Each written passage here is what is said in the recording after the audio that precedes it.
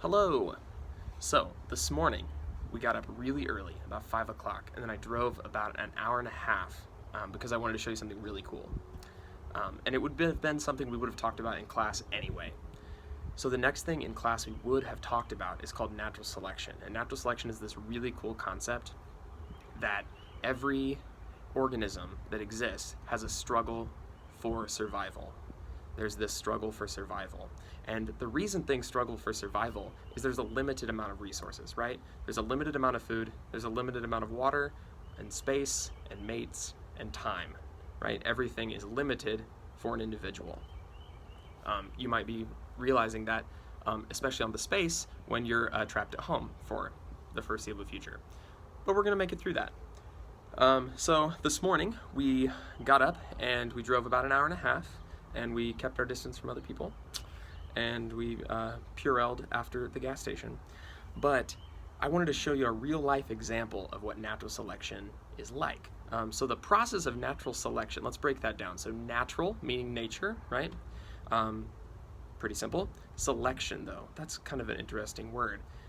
It doesn't mean to choose necessarily. It's not like nature is choosing something.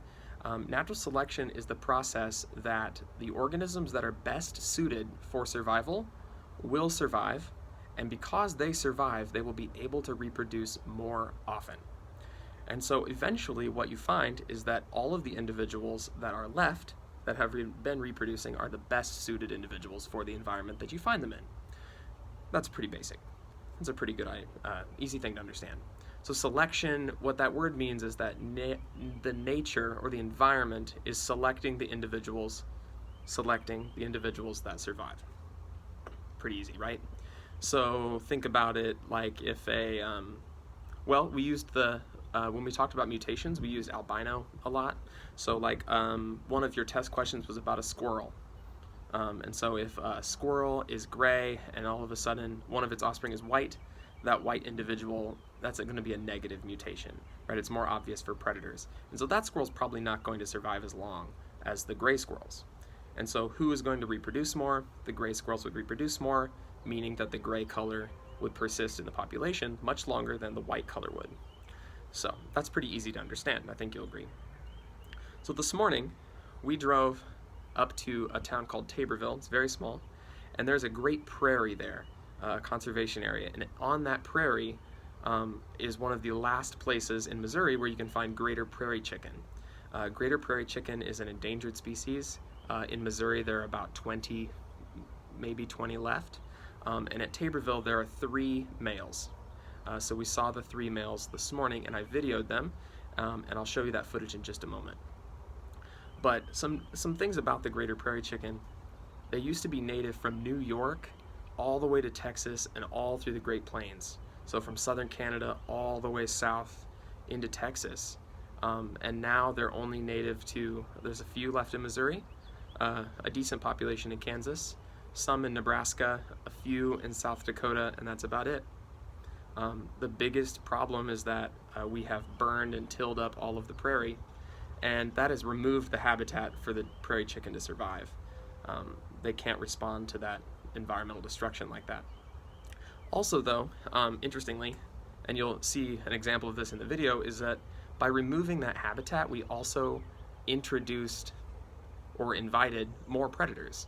So think about if you're turning prairie, so usually just grass, really tall grass, into like a crop, like a corn, you're going to increase rodents, and rodents are going to bring more predators like coyotes. And so the coyotes prey more heavily on the prairie chicken. It's a pretty sad conservation story. There's a lot of information online about that, but so we went up there, we saw the prairie chickens, and they do this really interesting breeding ritual. So the females are extremely picky. They want the best male, which makes sense. You want the biggest, the strongest mate, right? And so the males have to perform. So before the mating season, the males will come out and they pick the grass off of the top of a hill, and it forms a place called a lek, L-E-K, and that's like a breeding ground, like a dance floor. So the males come up and they do what's called booming, and they make this sound, this "whoa," and it's very low, and it just permeates across the prairie. And when the females hear that, they can come up to the lek and they watch, and they find the male that is maybe the loudest, has the best song, or is doing the best dance, or looks the best, and they pick that mate that way. So I'm going to attach the footage here in just a moment, and enjoy.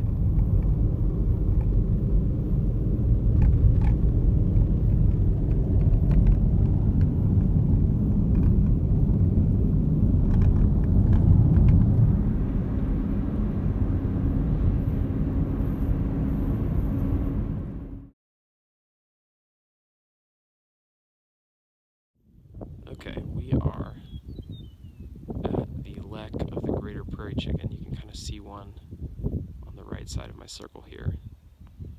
I'm filming through my lens because we're about a half a mile away from them. We don't want to disturb them. The lek is a place where birds congregate to display. So at this place, there are 3 males displaying here, and they will dance and I wouldn't really call it a song, but it's a kind of a moaning groan that they make with 2 large air sacs in their throat. And the females will come and observe. And so a female wants a very strong male to father her offspring. And so she will look at his plumage and listen to his song and watch his dance and try to select a mate that is the strongest of all the males. I wish they would come a little bit over the hill so you can see them better. I'll post a video of the mating dance in the show notes here for you so you can see it better, but every now and then these 2 males, there's 2 on the left and 1 on the right, and every now and then the 2 males will jump up and fight, which is pretty cool. But it's dawn right now, so they come in the early morning when it's quietest and the air is still, and they call. Their sound can permeate through the prairie for long distances. So females will slowly make their way to the lek. The males in the early morning just are here to practice. The females will be here shortly. We probably won't see females. They stay in the grass along the edge. And oh, there they are. Oh,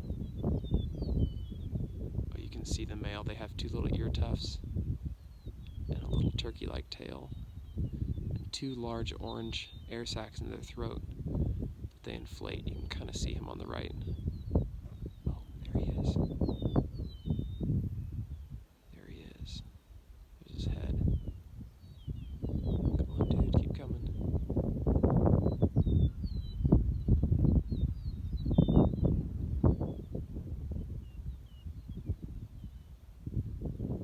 There's another. He's coming at him. There they are. There they go. Okay. A coyote appeared, and the birds flew. So that's something the males have to handle. They have to deal with that.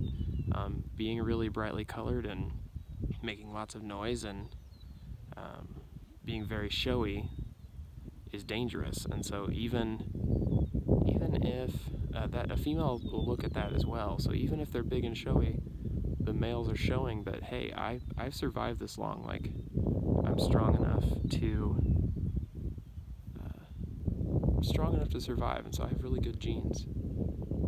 This coyote doesn't look like it's going to be successful, but he's got a very good nose. He's smelling around where the birds were. Very cool.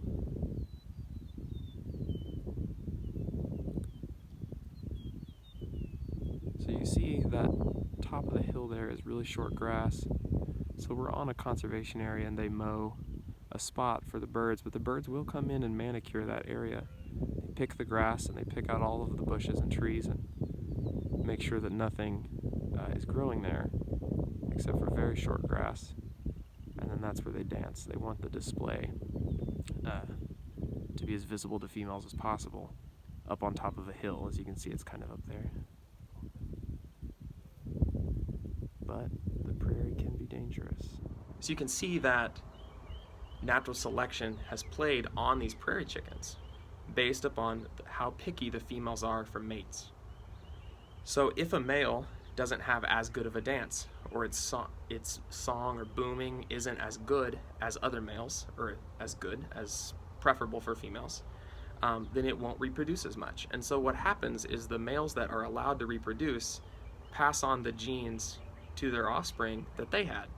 So if a male has a really good song and a really good dance, and his feathers are nice and healthy, and he's strong and he's able to avoid predators, females are going to select him more often. And so their offspring will inherit those traits. And so the sons, the male chicken offspring of the female, will have the traits of the male that she selected. And so eventually what you see is a population can grow and develop even better and better adapted to the environment that they're in. And that process is called natural selection. It is nature selecting traits that are the best adaptations for that environment. Hi! If you made it to the end of the video, we have a little surprise every time. I'm going to give you a little tip of advice for something. So today we're making sugar cookies because Mr. Loyd put too much sugar in our sugar canister, so we had to dump some of it out, so I thought we'll make some cookies.